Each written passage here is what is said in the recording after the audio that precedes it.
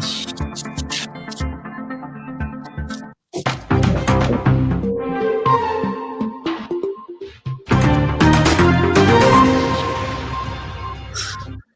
man, what about we got the week off pretty much, and then Mikey, the first thing I said is, Mikey, how was the week? How was your vacation? He says, too short. And I was just like, when I see you tomorrow morning, I'm going to fight you. Hey, this is Munchies with Max. This is Munchies. We are Max Fit and CrossFit Costa Mesa. I am Hermit Coach and Maximilian Mormont, all one and the same. and I got Mikey on the ones and twos, luckily, and thanks God. Thanks to God. It's funny, today I was with Ben and I was talking on my coach's corner, and I was talking about how Mikey wasn't invited and how he was mad at me about it. And then I was trying to figure out like my producer. I was like, my IT, there's like another camera. Never mind. So anyways, but I was struggling with it. I hope you guys had a really good weekend, a little bit of R&R. I hope you guys focus. If you guys train 4 or 5 days a week, I hope you guys focus on at least having a rest day at the end of the week where you don't work. And like today, Sunday for me is a good day where I was super busy all day, but before I go to bed or somewhere here in the process of the next hour and a half, I'm going to make sure that I get somewhere between 10 to 20 minutes of rolling out. I will stretch a little bit. I don't really stretch too aggressively at night. I would have rather have done it when it was hotter in the day, but I couldn't find the time. And then hopefully your week is prepared, either with food or at least the outline of it, and then the idea of basically your schedule and things of that nature to prepare you for the week, and then just really mentally ready to get after it. That's a great way to start the week. Think of those points, and whenever you can focus on recovery, try to get that in. I feel like a lot of us miss out on that. Mikey, are you pretty good about that lately? I'm sometimes on fire, and when I'm on fire, I feel real good, and then when I'm not, I don't feel so good. I gotta be. I mean, running 3 of your brands for you, then also my like normal day job, and then coaching. Got to be ahead. Ain't no way I can stay afloat without a week prep. Ain't no and way. Then doing Mikey wins marketing. Wins marketing. No, I think I'm gonna. I've had the other name for a while. Nice Guy Productions. No, I like that one. Nice. Or like either that or I don't know if I can do that because I think that's Super Troopers. I think they've coined the Nice Guy thing. I'm down with Mr. Nice Guy Media. I'm down. I'm in. I like that too. Yeah. I mean, if it's not taken within the next hour, I'm gonna go ahead and jump on that. Mr. Nice Guy Media.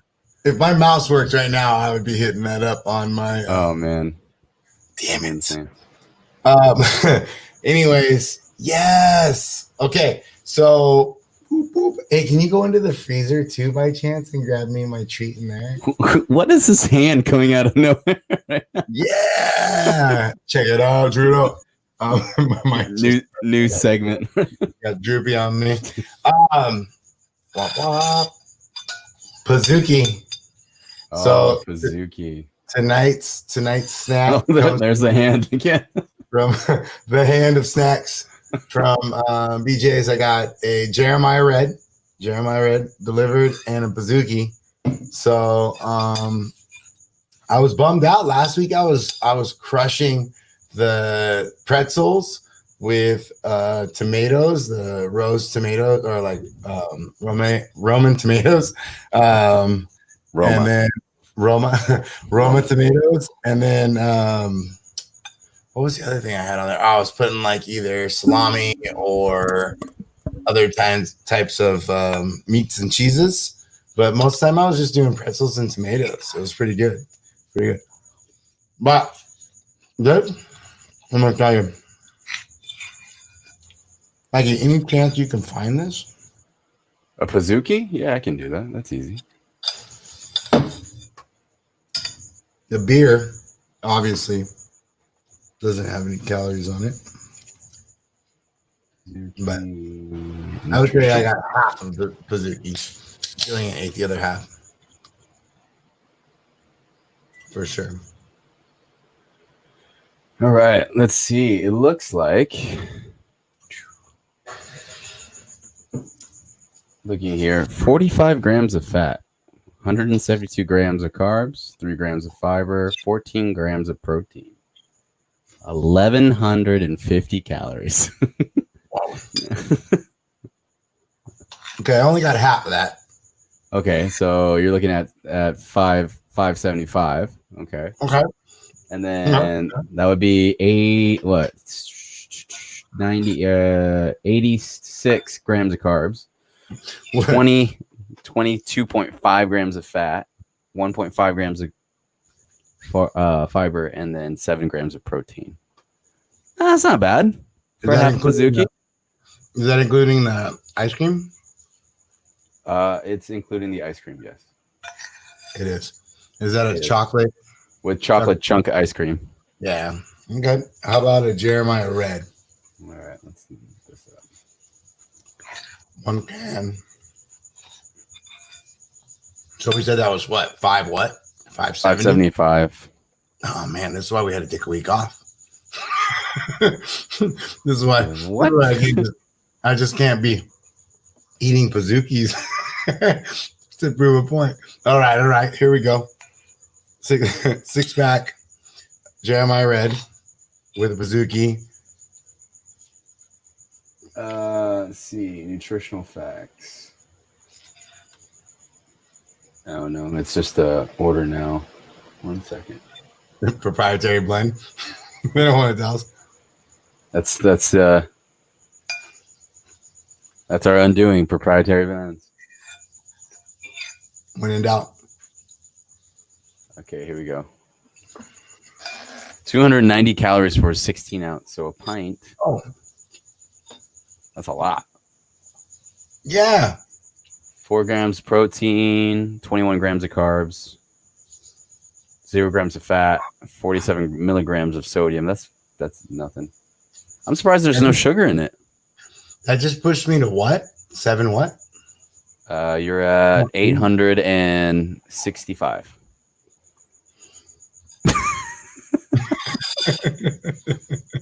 Now I gotta have 2 protein shakes just to get somewhere around 40 grams of protein. Oh, I don't know if that's gonna go well. You got milk, you got alcohol. It's fine. I mean, I don't eat this crap because I have a weak stomach. So who says that? What man says that to another man? Stop it. Stop it. What's wrong with people? You know what? The other day, somebody at the gym said, "Hey, if I take pre-workout twice, is that bad for me?" I can't even look somebody straight in the eye if they said that to me. Especially a big strapping man. No way. Caffeine? You'll be okay. Why are you asking me these questions? You'll be fine. All right. So 8 what?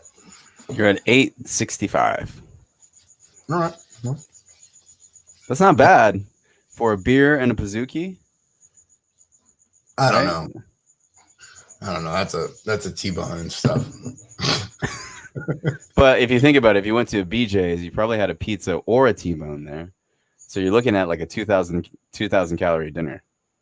Cheapers. Pizza. Normally I do pizza, so that'd be like, about another 800 calories. Luckily, I'm it's not not drinking beer. I'm gonna probably do 2 or 3. Gamara Fasu. Hola primo, ¿cómo andas? Oh, my mouse is. Está bien. Estamos bien. ¿Cómo estás? Familia de Argentina. No me acuerdo cuánto es el tiempo cambio de acá, de allá. ¿Qué hora es allá? I gotta put my comments on. I always forget what time it is out there. Isn't it 3 hours ahead? Something like that. I'm pretty Yeah, sure. because they're East Coast, right? Yeah, pretty much. Pretty much. Okay. So, great snack. Great snack. I'm excited about that. I'm a little bummed out that I only got half, but at least somebody's trying to save my life around here. 2.5. Somos 2 horas y medio. Hey. Ooh. They're in island time. Okay. Island time. They're not on an island though, so I know, yeah, but then in that Atlantic weird time, yeah. yeah. And then it's always confusing to me because it's a 24-hour trip. But I either that guy has like door to door is like almost 24 hours. So it gets kind of like in my mind, I'm like, ooh, 2.5 hours doesn't justify with the time difference. So, all right. So what about Saturday's workout? Mikey, you got that? Yeah, got it right here. That thing was a burner. I wouldn't know. I wasn't there. Oh, whatever, dude. It looked fun. Mhm. It looked fun. It's fine. It worked with you or without you. They worked out. They had a good time. It's all right. You know, everybody was asking, "Where is Mike?" Nobody asked that. Oh. Yeah, nobody has that. Hey, but they were all saying how much fire that daily WOD post was. They asked me if he changed it up. Jillian asked me. People were hypey about it. The wall. Don't get angry. No. Don't get angry. So mad at that wall. I was like, oh. Oh, so good. So The chipper. 25 burpee box get overs. 50 sit-ups. Oh, you made it an out and back. I'm all about the out and backs right now. Yeah, the out and back on Saturday. Everything has, you have to take it out of the oven, taste it, smell it, and then put it right back in the oven. You have to do it because it wasn't done yet. It wasn't done yet. All right. Hey, these are some pretty good scores. We got some sub 20s here. Let's see. Taylor Ingram with 1844. Yarx Tyler Nelson. Tyler with 1854. Nate with 2048. Okay. Q with 24.7. Ooh, Pastor Phil, 23.29. See on the girls' side. G with 21.32. 24-inch overs, 20-inch jumps. Or 20-inch jumps. Donna, San Antonio section, 21.54. Dang. Lily with 29.50. Ooh, Taylor T, 25.36. Oh, Lizzie, one of our new members, capped out at 30. Was the cap 30 minutes? Yes. Okay. Yeah, capped out at 30. Oh, look, Rich sneaking by. Ooh, 28.5 seconds. Right behind Esmerio. I wonder where Maxie was moving too. Maxie was like 19-20. Woo! Sub 20 like workout. Yeah, I was filming. I did the warm up and then what's that? Yeah. Donna must have jumped on and was like, realized like, oh, you know what? I haven't been on here in a second. I'm gonna be nice to Jillian. I'm gonna let her win. And then she let you win by like 20 seconds. So 22 seconds to be exact. That's why she was always a really good female team athlete. She was always willing to, let others beat her and have no shame in that. And as one of the females that I've worked with, I feel like she was one of the best. But she was also a female who played women's team sports. Surprisingly, I think track and field isn't that team-like, but it gets a lot of team environment for women. So a lot of the women that I've met out of track and field cross country versus track and field tend to do more team-like atmosphere in cross country. So maybe it's just because I'm biased because of Jillian, but I know a couple other cross country ladies that we've worked with in the past that have done real well in the team environment. So what was our average on that? Because I was a little skeptical about that 30-inch box, and I feel like we did pretty good on it. Prescribed men, the average was 22:20, but your median was 1 minute and 19 seconds after that. That's pretty good. So your average was a little bit less than your median. That's weird. Everybody did fairly well. Fairly well. All right. So let's rant a little bit here.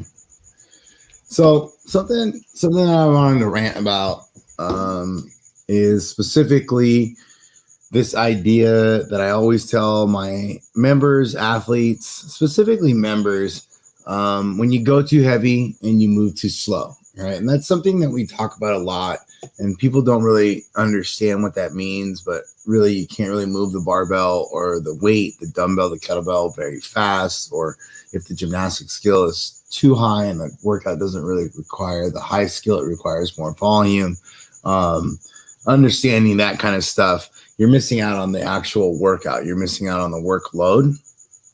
But I also see the same in reverse, where people don't realize when they go too light too often, and then they have zero intensity. So this ability to understand like, oh, hey, I'm going to go light to go faster, but this inability to understand that you're actually not moving faster. And that actually, it makes me laugh even a little bit more apparently, because you're almost not really allowing yourself to be conditioned, right? So either way, you're kind of deconditioning yourself. So how do you fix this? You fix this by a couple things. You don't really need to lift heavier than 80% of perceived exertion, and you don't really need to go harder than 80 to 8.5% exceed exertion in a Metcon. So again, not being able to talk, being able to go to a point where it's 8 out of 10. You know, it's hard, but you could give it a little bit more, not much more, before you go into a really, really blacked out area, and then and that's going to keep you pretty mellow for the most part. You don't need to go into 9s. And 8's already a lot of output. And if you don't understand that you could operate 5 days a week at a 80% intensity and get a lot out of it, then that might be a problem in itself. So be aware of what side of the spectrum you're falling on. Are you someone who constantly goes too heavy, rests too much, or doesn't understand your work to rest ratio in a workout because you're working way above 70-80% of your 1 rep max or your 1 rep max? So remember, on most gymnastics, you should be working at almost a 30 to 50% of your 1 rep max capacity. So if I can do 10 pull-ups in a row, I don't really do more than 3 in a workout or 5 in a workout. So understanding that to ensure that I keep my rest periods down is super important. That same thing applies with doing modifications or anything that light for intensity, right? So if I'm telling you that I can do 10 unbroken pull-ups in a row, and then I'm doing 3 to 5 in a workout so I can actually keep intensity up, and then suddenly you're doing jumping pull-ups and you're doing 10 of them or 12 of them unbroken, how is that even comparable to someone that's actually holding on and actually doing something that's like more prescribed, or a pull-up, for example, instead of a jumping pull-up? Let's use those two as an example. So always being able to scale to a point of where it's still difficult in the sense of what you see, let's say maybe the higher level athlete doing, or the comparable time, right? So if Fran is technically a 3 to 5 minute workout, scaling every once in a while to ensure that you go 3 to 5 minutes, so a barbell and jumping pull-ups, and then also going 95 in pull-ups, and it takes you 15 minutes, and understanding the intensity that's needed and the strength that's needed, right? getting those two things out of your training are very, very important. And I wish a lot of people would see it, because the same person that yells on one side, like, oh, they go too heavy, is the same person that's yelling on the other side where, oh, there's no intensity. So, all right. So that's it. That's about tomorrow. Oh, we got some really, really good workouts this week. Pretty pumped about this. We got our the lifting program. We're on this. Oh, that's my knee. We got this lifting situation. Oh yeah, I'm liking this. Ever since quarantine, the back end of quarantine, I've been loving the program. We went from like body weight GVT, then we went into like a cardio base just to get everybody back in, and then now we're back into like lifting heavy, which is weird because we always do that during the end of the year. Now we're doing it kind of in the mid, but with like kind of high volume, high intensity, which I love in our program. No, we normally do it twice a year, August, because of the games, but more ladders. No ladders this year.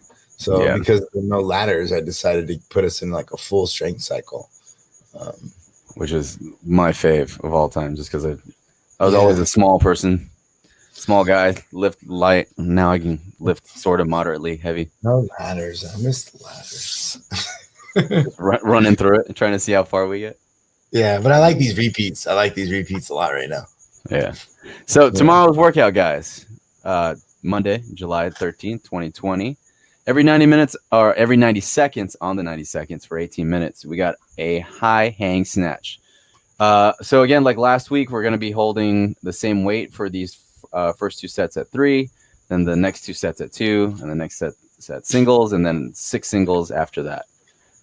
Remember, go off your percentage. Are we jumping up percentage this week? Or are we still ending around like, what was it, 7 or 82? 80? I think it ends at like, we can end a little heavier. I think it's like 85, 87%. Okay.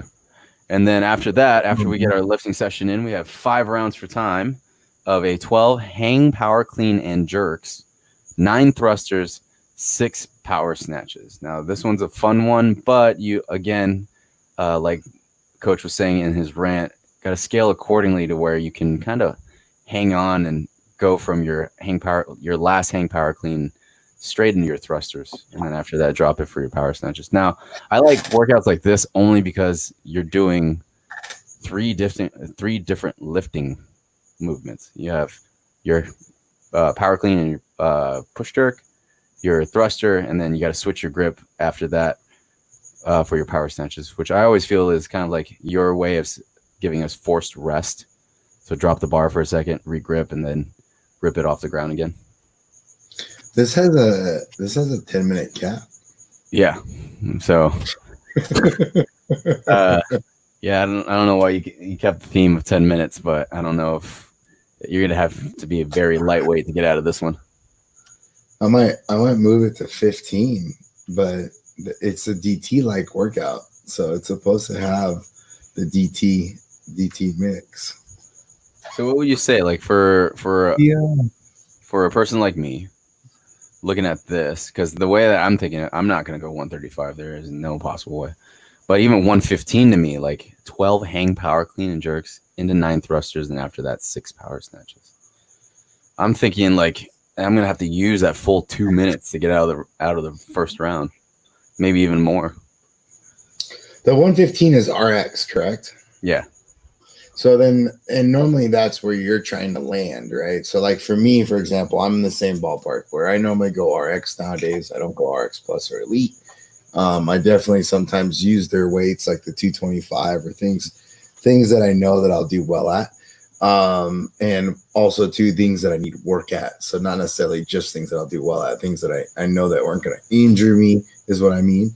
And also 2 things that I'm going to need for my basic development now that I'm older, and to maintain. So what I would tell you, Mikey, is the 95, right? If you go 95, you'll be able to get out. And then the question is how fast will you be able to get out?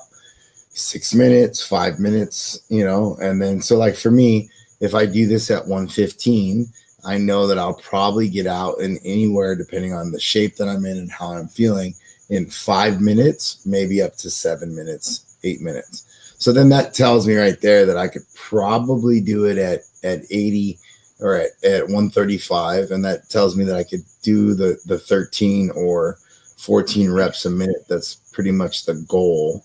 You know, I can handle that. So, because I could do the 12 hang power clean and jerks in 1 minute, and then do the 9 thrusters and the 6 power snatches in the other minute, and do that for 5 rounds and sneak out of 135. So then it goes, I'm probably going to use the 115 because I'm going to just move it better, you know? And that's kind of like the game plan that I kind of go through when I'm actually teetering between two tracks. Cause I really like our Fit Plus track because it allows me to move. Theo or Nick. Hey, cousin, primo.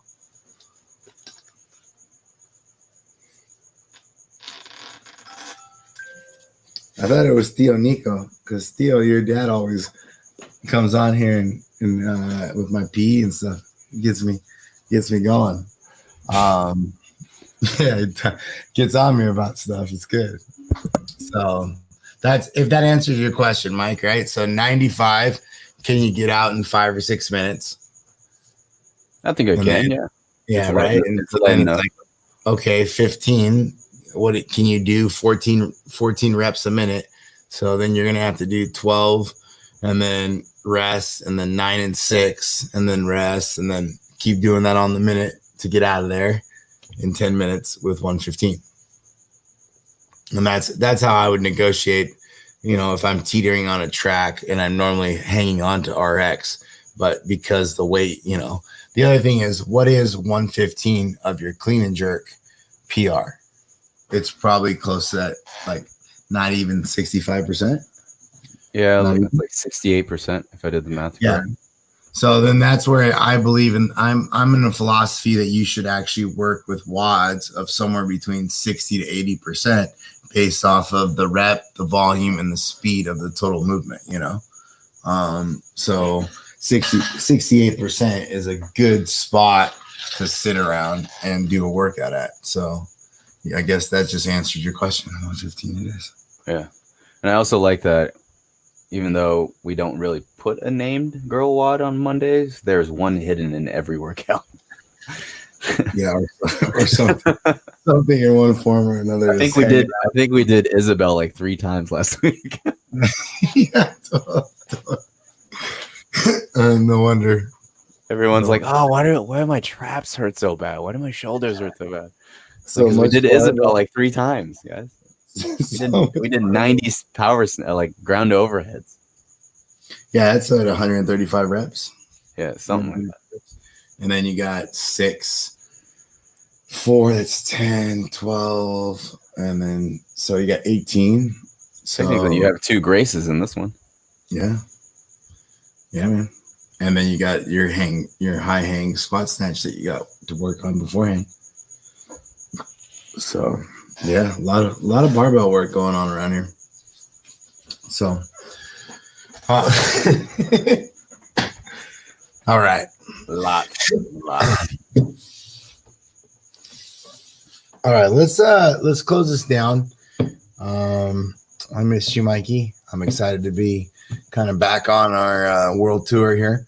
And one thing that I want to talk about is how can we nourish our mind? So this week, one way to kind of nourish our mind, 5 things that I can do to ensure that I'm doing that. One is meditate every morning. For me, I try to meditate every morning. However, it is very, very difficult. So if I miss it, which is, again, mostly more than half of them, and I try not to, but if I can't get up 10, 15 minutes earlier to a certain point, I miss out on it.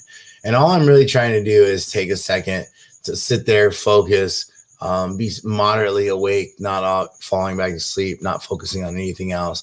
Obviously, being in tune with like the noises of the morning. I really enjoy that part. If I can sit up in bed, sit at the edge of it, and just take a moment to kind of gather myself, 5-10 minutes. And then obviously you can get more into it throughout the day, but we're talking very minimal amount of meditation or mental focus will help in the morning or some point in the day. Try to read 20 pages. So you could do it obviously online, but try to read 20 pages a day. This is coming from somebody that's illiterate or has a big problem with reading and writing. And maybe that's why I pride myself on reading a lot.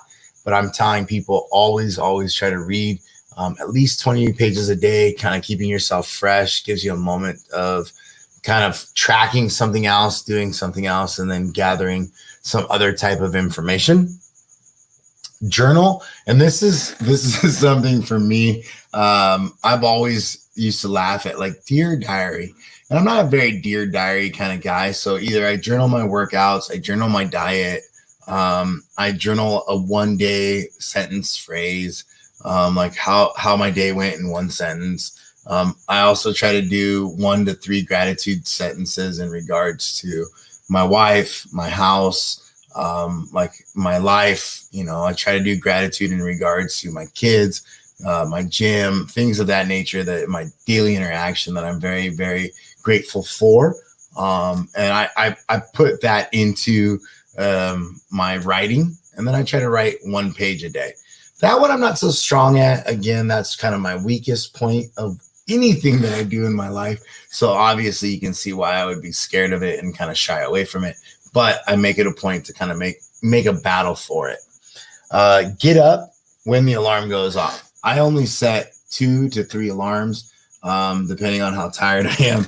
And I know that that's already creating weakness in the sense that it is not allowing my mind to wake up and be fresh. And it's allowing me to kind of go back to sleep and kind of wake back up and then go through this kind of yo-yo state. When my best waking up is kind of a gradual alarm. So getting an alarm that kind of wakes up to my sleeping pattern has always worked the best for me. I just haven't been focused on using it. And my last one broke and I just didn't get a new one. So that's been my best way of sleeping, something that follows my patterns and then kind of wakes me up around the time that I want to wake up at. And exercising 4 to 5 days a week, making sure that I train for 1 hour or a walk, 20, 30 minutes. I do some form of calisthenics, but I do exercise somewhere around 4 to 5 days a week. I have friends that exercise 7 days a week, and they do fairly well with that, or 6 days a week, and they do like anywhere from 20 to 90 minutes of work. I just don't really like that. I really like to give myself 2 days off. Right now, I finally am back into training twice a day. I don't even know how I'm able to work that out. So I've been pretty excited about it. I mean, luckily with having to do the way we set up the gym, kind of gives me that opportunity right now. And I'm doing it, but it's crushing me. I mean, falling asleep at 8:30 is and then waking up in the middle of the night. So it's a tough one. But making sure you exercise 4 to 5 days a week, 20 to 90 minutes a session. Okay. All right. Cool, man. We got a long week ahead of us. Mikey, you be ready to work, buddy. We got a lot of stuff. Man. A lot of stuff. Thank you, sir. I missed you. Love you, man. Love you guys. Talk to you guys tomorrow. Whew. I hope my mouth starts working again.